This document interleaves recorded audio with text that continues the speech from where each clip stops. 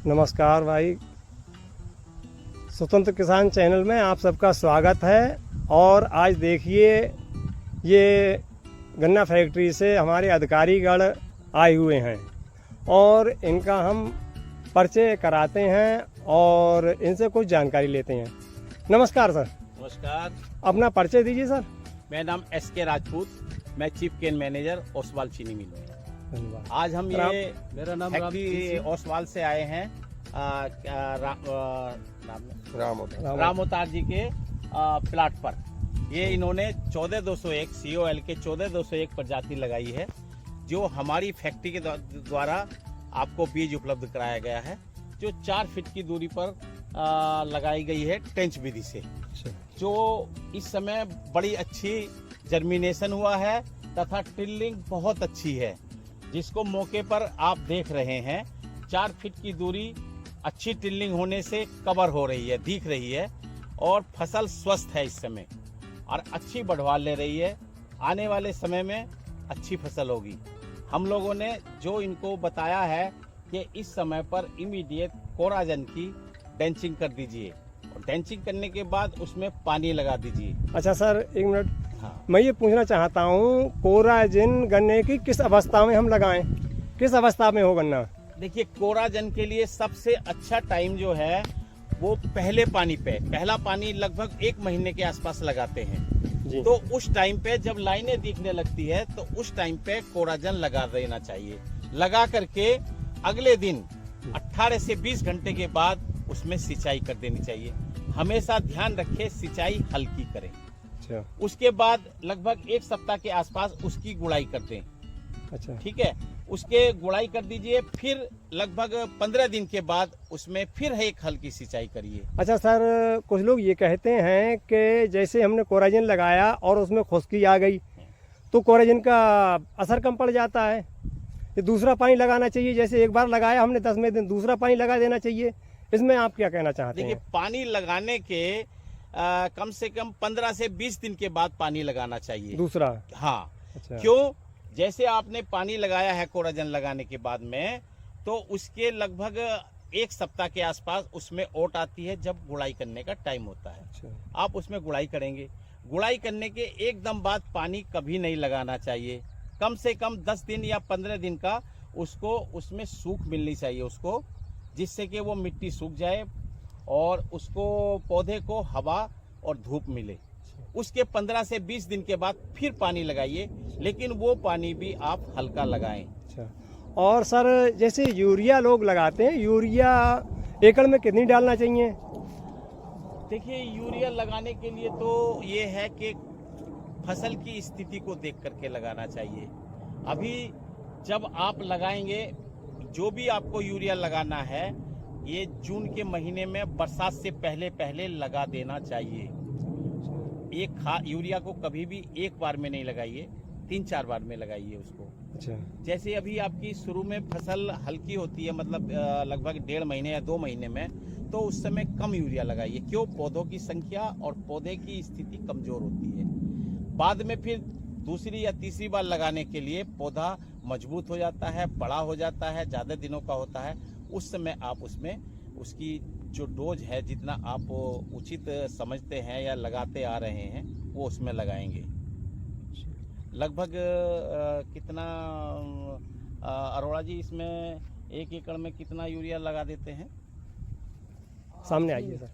8 kilo बीघा एक बार में, 3 बार में लगा दीजिए। ठीक है। 8 किलो बीघा के हिसाब से जो है, एक बार में जैसे मान लीजिए आपने पहली सिंचाई करी खेत की, तो 8 मतलब किलो एक बीघा, एक कट्टा एकड़ का। ऐसे फिर मतलब 20 एक दिन बाद फिर लगा दीजिए। तीसरी डोज जून में आ जाएगी। 3 डोज लगाते हैं। 3 डोज में इसकी जो रिक्वायरमेंट है वो यूरिया पूरी हो जाती है।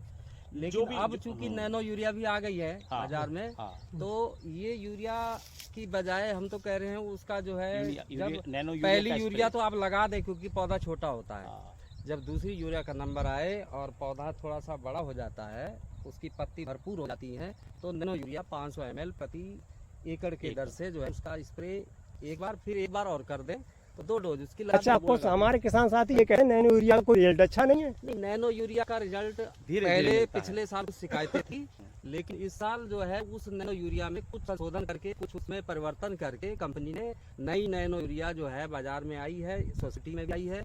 और उस नैनो यूरिया को जब हम लोग प्रयोग करते हैं तो ये चूंकि स्लो रिलीज है, मतलब आराम से धीरे इसका असर आता है।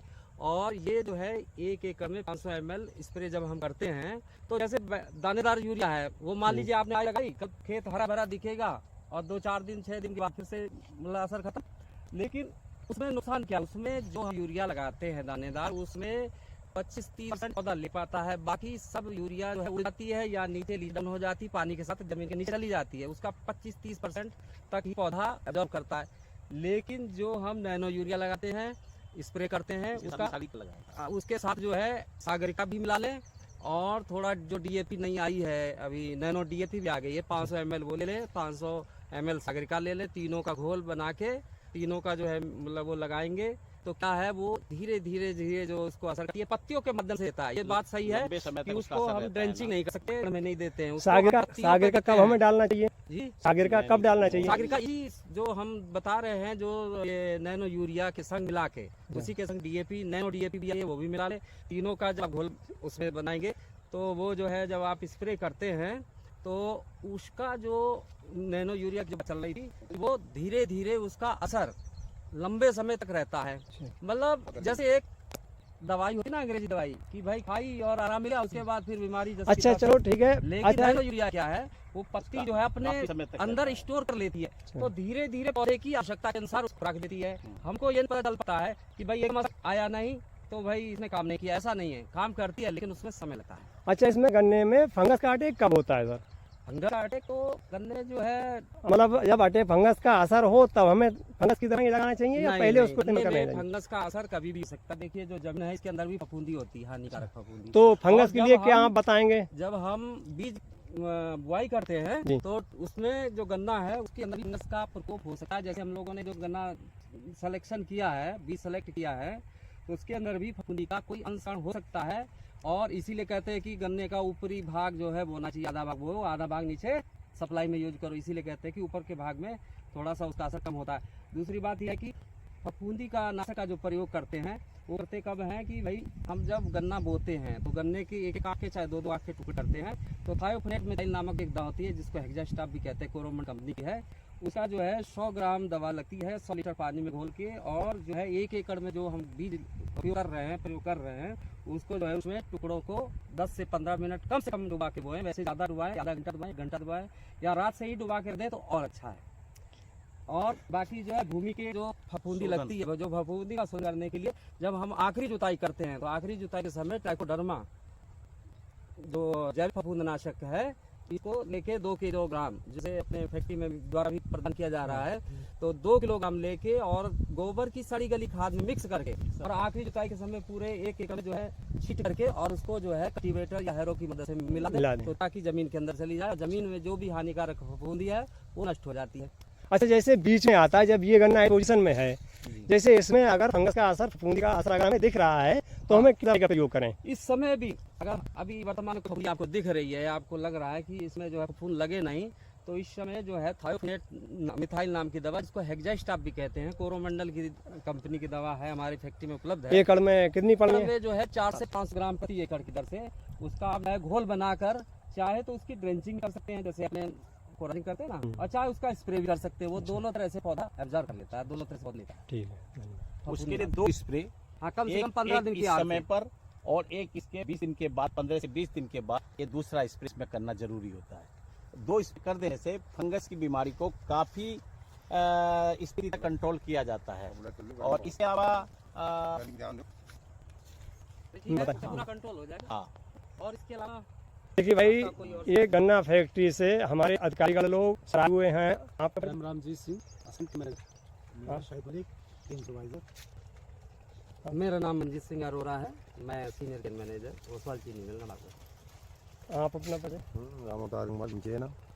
तो ये गन्ना आपका है? हमारा। अच्छा, ये खेत मालिक है भाई। देखिए इस गन्ने से संतुष्ट हैं? अब इसमें बताए अनुसार जो हमने आपको जानकारी दी है उसी तरह से आप अगर कार्य करेंगे तो आपको अच्छी पैदावार मिलेगी। समय पर आपको जो बताया गया है, दवाई लगाइए, पानी लगाइए, गुड़ाई करिए। अगर आप इस तरह से समय समय पर कार्य करते रहेंगे, अभी इसमें अगले महीने फसल की आपको बढ़ जाएगी। फिर इसमें मिट्टी चढ़वाइए। मिट्टी चढ़वाने के बाद जब आपकी फसल अच्छी होगी तो बंधाई कराना भी ज़रूरी है, जिससे आने वाले समय में आपका गन्ना ना गिरे और आपकी बढ़वार को मेंटेन किया जा सके। तो गन्ना आपका गिरेगा नहीं तो आपकी पैदावार खराब नहीं होगी, अच्छी आपको उसमें पैदावार मिलेगी और लाभान्वित होगी। यही मुला जी हमारा कहना है कि सभी किसानों से अपने फैक्ट्री भी हमारी जो फैक्ट्री है वो ये किसानों के लिए सभी दवाइयाँ उपलब्ध करा रही है। कोराजन है, थायोफिनेट फंगस के लिए, कोराजन जो है वो चोटी विधक के लिए दे रही है, और ये ट्राइकोडर्मा इसमें जो बुआई से पहले तैयारी के समय यूज करने के लिए भूमि शोधन के लिए किसानों को दिया गया है। और इसमें जैसे किसान की सुविधा के लिए, किसान के लिए सुपर फास्फेट और पोटास उपलब्ध कराई गई है और जा रही है। अभी पीछे वो दिया था आपका शोधन के नमूने भी लिए थे हम लोगों ने। हाँ, उसके आधार पे जो तत्व है कम, जैसे फास्फेट की कमी बहुत ज़्यादा, पोटास की कमी है, तो हम लोगों ने इसको उपलब्ध करा के किसान भाइयों को उपलब्ध कराया है, ताकि जो है वो आसानी से वो जो इसको खेत में प्रयोग कर सके। फैक्ट्री के माध्यम से भूमि शोधन का भी अभियान चला जा रहा है। चलो हाँ, देखिए भाई, इसको ये हमारे गन्ना फैक्ट्री से अधिकारी का आए हुए थे और ये गन्ना ने बुआ रखा है। देखो ये टेंच विधि से, और कितना बेहतरीन गन्ना है। और आप इसको देखें और उसने इनके बताए हुए तरीके को अपनाएं। धन्यवाद। इसी से अच्छी पैदावार ले सकें। इनके बताए हुए तरीके से आप फुल पैदावार लेते हैं और इतना बेहतरीन गन्ना अभी है। और ये देखने आए हैं और सुझाव देने आए हैं हमें सभी दर्शकों को।